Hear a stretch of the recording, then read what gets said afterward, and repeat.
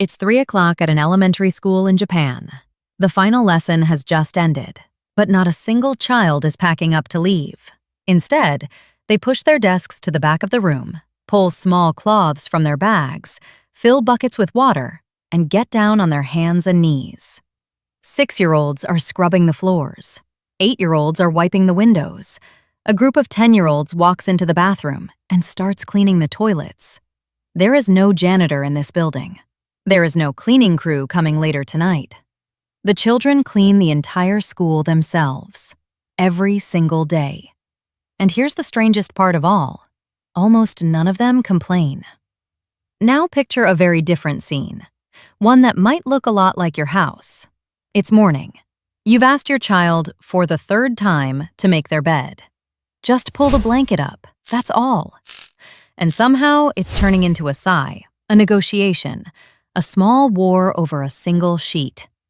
So how is it that Japanese children will scrub an entire school, toilets and all, without being told twice, while so many kids everywhere else won't lift a finger at home? It isn't that Japanese kids are born tidy. It isn't strict punishment. It's something built quietly into the way they grow up. And by the end of this video, you'll understand exactly what it is, and how to start bringing it into your own home tonight. Let's start with what actually happens. In most Japanese schools, there's a period built right into the day called o-souji, cleaning time. It usually comes after lunch, and it lasts around 15 or 20 minutes. When it begins, gentle music often plays over the speakers, and the whole school shifts into motion at once. The children don't just tidy their own desks, they clean everything. They sweep and mop the classroom floors. They wipe the chalkboards and the windowsills. They clean the hallways, the stairs, and the entrance where everyone takes off their shoes. They take out the trash and sort the recycling. And yes, they clean the bathrooms too.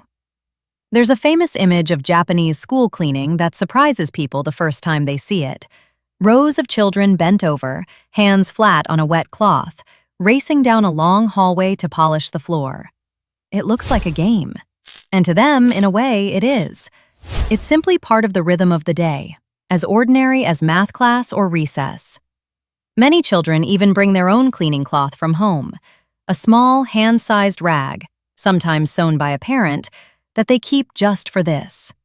They work in their socks or soft indoor shoes, on floors that they themselves keep spotless. And by the time they're a few years into school, the whole routine has become second nature. The buckets, the cloths, the quiet teamwork. Nobody has to be told what to do. They've simply always done it. Now, in many countries, this idea sounds almost unbelievable. We're used to schools having a cleaning staff, adults whose job is to clean up after the students. And the unspoken message a child quietly absorbs from that is simple. Someone else handles the mess. You make it, they clean it. In Japan, that message is flipped completely. There is no one else. If the floor is dirty, the children who walk on it are the ones who will clean it. If the bathroom needs scrubbing, a group of students will scrub it. And it isn't only the children seen as good at cleaning, or the ones being punished. Every child takes a turn. The duties rotate week by week, so that over time, everyone does everything. The easy jobs and the unpleasant ones alike. Even the teachers join in. In many schools, the staff clean right alongside the students, and it isn't unusual to see a principal wiping down a corridor. The lesson lands without anyone needing to say it out loud. Cleaning isn't beneath anyone. It's just something we all do, together, because this is our space. But to really understand why this works, you have to look underneath the buckets and the cloths. Because school cleaning in Japan isn't really about having a clean school at all. It's about what the act of cleaning does to the child. The tradition has deep roots in Japanese culture, drawing from Buddhist and Zen ideas where cleaning is treated as a kind of practice, a way of training the mind, not just the floor. The thinking is that when you clean a space slowly and with full attention, you're also quieting and ordering something inside yourself. A tidy room and a calm, focused mind are seen as two sides of the very same thing. That might sound abstract, but children feel it in concrete ways.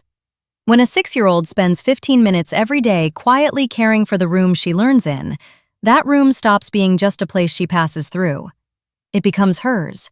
She's invested in it. And the next time she's tempted to drop a wrapper on the floor, some part of her remembers, because she's the one who is going to be wiping that floor tomorrow. And that is the real secret hiding inside all of this. It's something every parent dreams of, and it has a very simple name: ownership. Here's the quiet truth about mess. A child who knows that someone else will clean up after them has very little reason to be careful. But a child who knows that they themselves will be the one cleaning naturally begins to make less mess in the first place. When you are responsible for a space, you start to respect it. You simply don't trash what you take care of. This is why the Japanese approach reaches so far beyond the school walls. A child who has spent years taking real responsibility for shared spaces doesn't suddenly forget that the moment they walk through their own front door.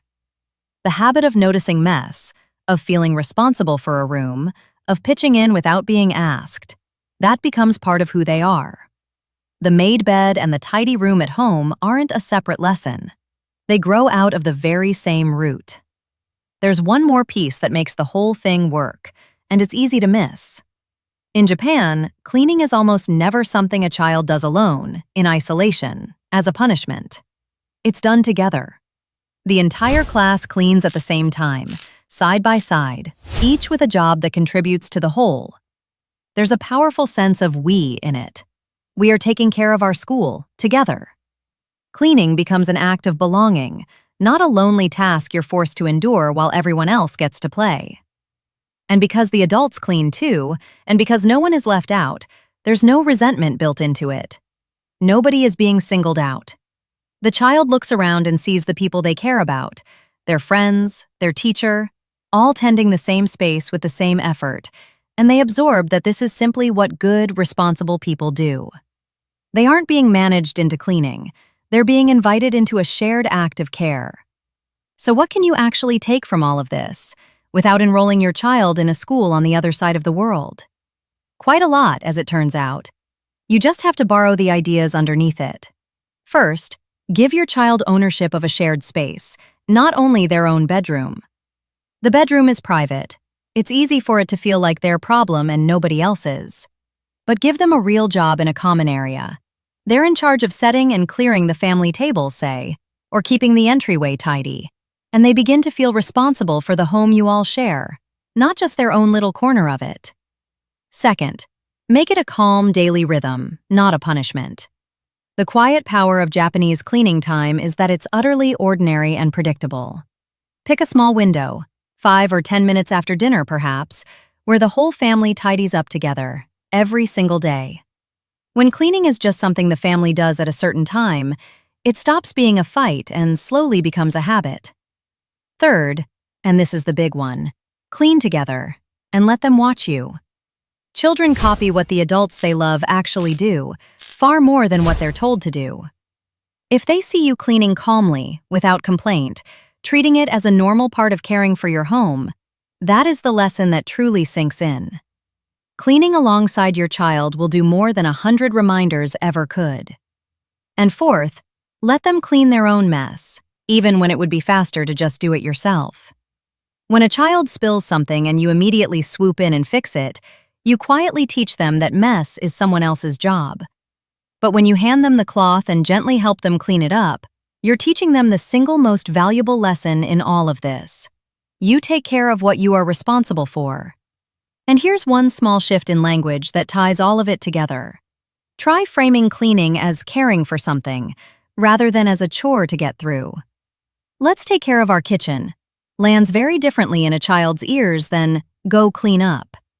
It's a tiny change in words, but it quietly points a child toward the same feeling that Japanese cleaning time creates.